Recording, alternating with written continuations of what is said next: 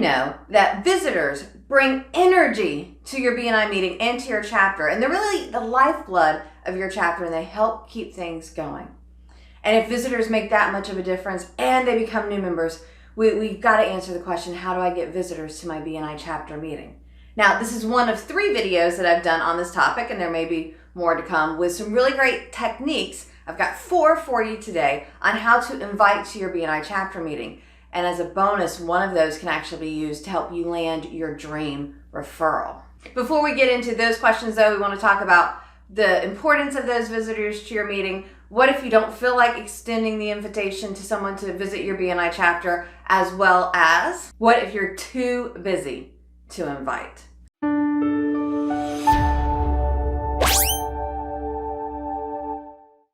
Hi, I'm Tiffanie Kellog, and I've been a BNI member since 2005. And for me, BNI made a major impact on my business, and it is still to this day. That's why I love the organization and being a part of it. I didn't realize in the beginning, though, the power that visitors play.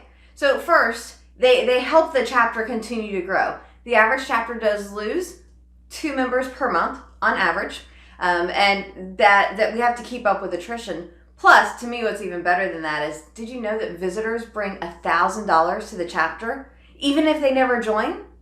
Because they meet new people, and it gives them the opportunity to say, oh, I need that person, and I need that person, and ooh, I have the referral for you.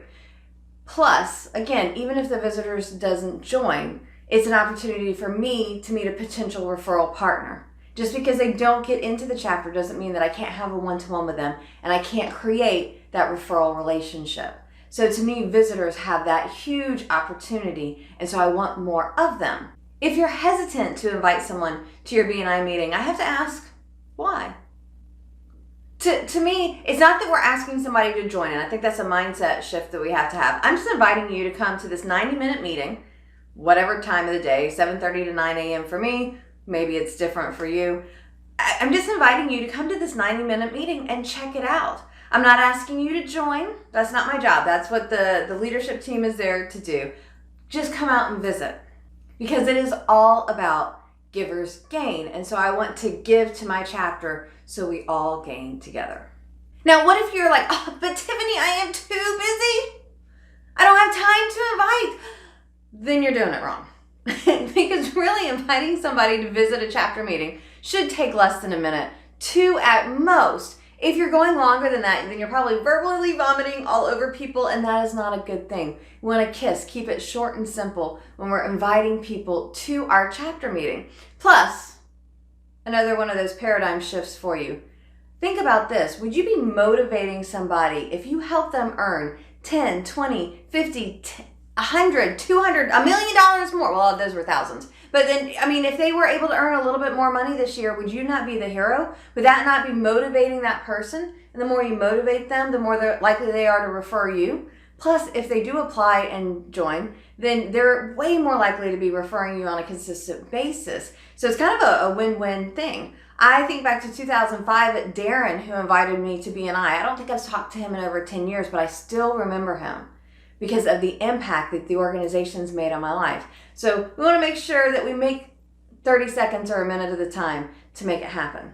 If you're still too busy for BNI, luckily there is a podcast that talks about too busy for BNI and getting some more time. So that's podcast 534. Check that out. You need a little bit more time to make the most of your BNI membership. As promised, I have 4 tips to inviting, 4 different ways to look at it, plus a way that you can invite that also can be used for referral generation.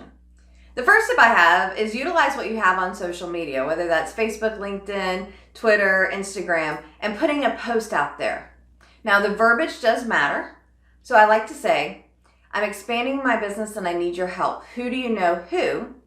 And then insert a specific profession into your post.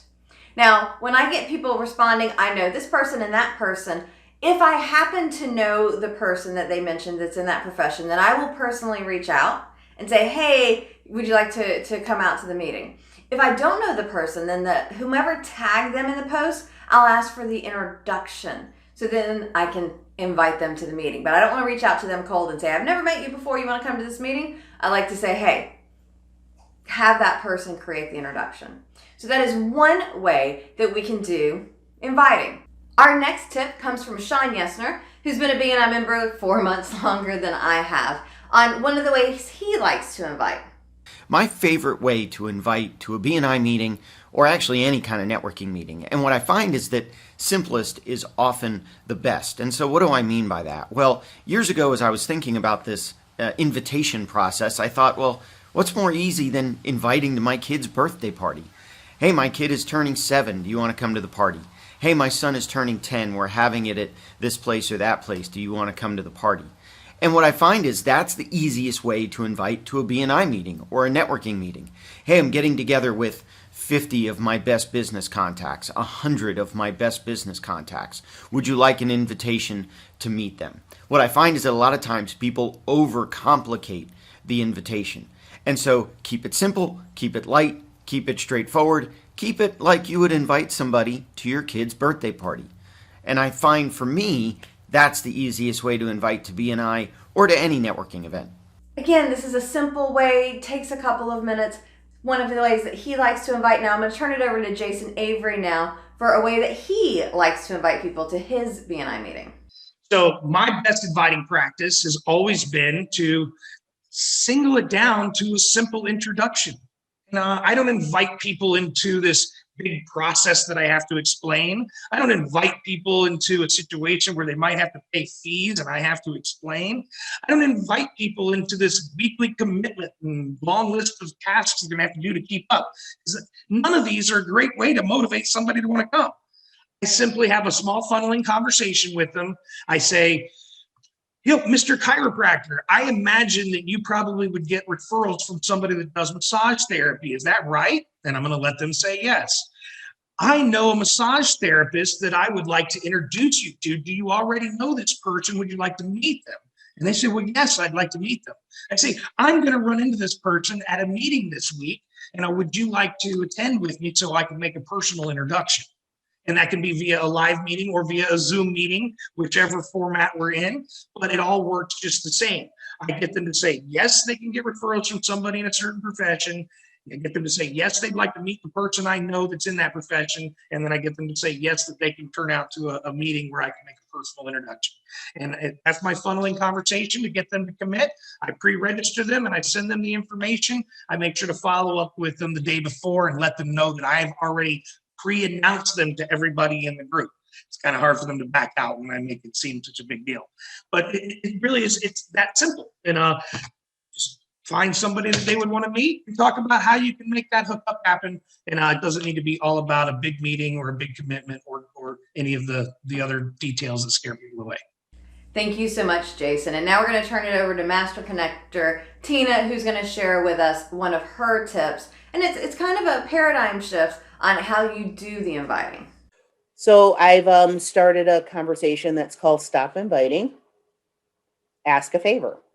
And that stop inviting is this is what happens when you say you have to invite or we expect you to invite. People start to already dematerialize it in their head of how they can't do it. So it's really a paradigm shift.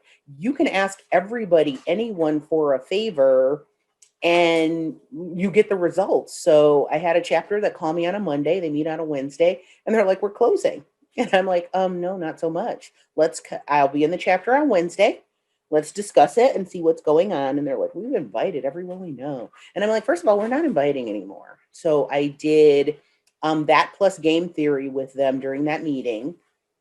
Totally did a mental mind shift. I'm like, really ask everyone for a favor. I want to see adult children. I want to see the guy who does your lawn. I want to see everybody here next week. And I don't, people who come to the chapter for a lot of reasons, but most of all, they want to do you a solid and they want to make you happy and maintain that relationship. So ask for a favor. The following week, they had 28 people in their chapter meeting. Thank you, Tina. So now we have 4 different ways of inviting. I want to give you one last one, and that's what I call tag team inviting. Here's how you do it.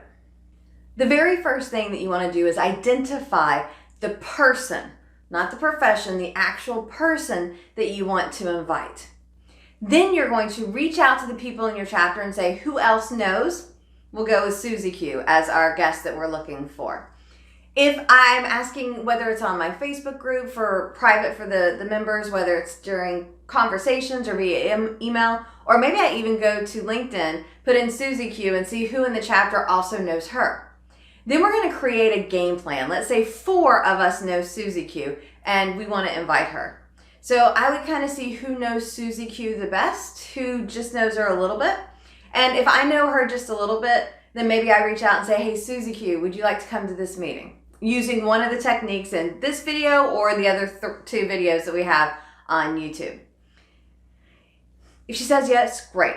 If she doesn't, that's fine, because the plan is then person number 2 in 2 or 3 days is going to reach out and invite them to invite Susie to the meeting. And then the next person is going to invite them to the meeting 2 or 3 days later. And then the 4th person, or however many people you have, a couple days later, are going to invite them to the meeting. Now, what Susie is thinking is like, the first person that invites, maybe. The second person, by the time the 3rd or the 4th person's inviting, it's like the universe, like the stars are aligning, the cosmos are telling me that I need to be there for this meeting. Now, this does happen naturally, occasionally, but here we are creating the intention. I like to say there's 3 types of people in the world: those that make it happen, those that watch it happen, those that wonder what the heck happened. We're being the type that are making it happen. We're creating that intention, and by the time the 2nd, 3rd, or 4th person's inviting, they're saying yes. Because if you've been in BNI for any amount of time, you've probably had this happen. I remember there was somebody I invited for years. You want to come? You want to come? You want to come? Never came. And then like 2 months later, they show up at the meeting and I'm like, what are you doing here? The other person invited him. I'm like, oh, I've been asking you for 5 years, really? That's what it took? So I love this for an inviting technique, and this is amazing for referral generation. You can use the exact same process to help you generate referrals. We did this. You identify who do you want as your prospect. Figure out who in your chapter also knows that person and come up with the game plan. Now, it might not be every 2 or 3 days that we're going to talk about them. It could be every week or 2, depending on how many people you have. And it's just like, here's the hint to drop into the conversation. Here's the hint to drop into the conversation. And maybe you don't even try to have them close it until the 3rd, the 4th, or the 5th person, unless someone asks you about it. You can also use this when you're attending networking events. I remember back in my promotional products day, we were at an open house at a car dealership, and I really wanted that car dealership to be a client of mine. And I was attending with 5, 6, or 7. There was a bunch of us, other people from my chapter, and so our game plan was, here's what everybody wants to say about Tiffanie. And so by the time the last person introduced me to the owner of the car dealership, he's like, oh my gosh, I have heard so much about you today. And I'm like, yep, you have. In my head, I didn't say that out loud. But we created that, so instead of leaving things to chance, create that intention. In the comments below, I would love to hear which of these techniques you used, how it worked on your behalf, and I would especially love to hear about the dream referral you were able to land thanks to the Tag Team Referral Generation. And while you're down there, be sure to like this video and subscribe to get notifications about upcoming videos that can help you make more money, save more time, and have more fun by getting more referrals.